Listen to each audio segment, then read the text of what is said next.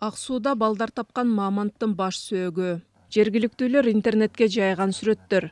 Илимпоздорго узун тиштеринин бири гана тийип, эки азуусунда милиция таап келди. Ушу тапта баш сөөктүн калдыктары Илимдер академиясынын геология институтунда кутуларда сакталган. Эрежелер менен сакталган, тазаланып, ушу бекитүүчү растворлор менен ошо пропитанный, потом гипстелген толугу менен, анан сынып калбас үчүн ар кайсы тараптарынан дагы мындай амортизациялоочу ушундай материалдар менен бекитилген да.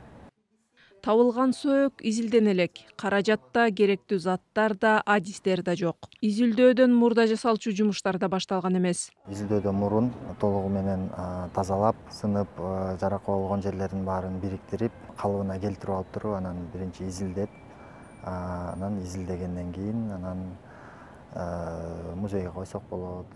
Илимпоздор үчүн кайсы түрү экени белгисиз мамонттун калдыгын табуу сенсация эмес. Алар 20-кылымдардан бери мындай жаныбарлар табылып келатат дейт. Өткөн жылкы дүрбөлөң болгону элдин Илимден алыстыгынан кабар берди дешти алар. Азыр сөөктү изилдөө үчүн донорлорду тартуу аракети жүрүүдө.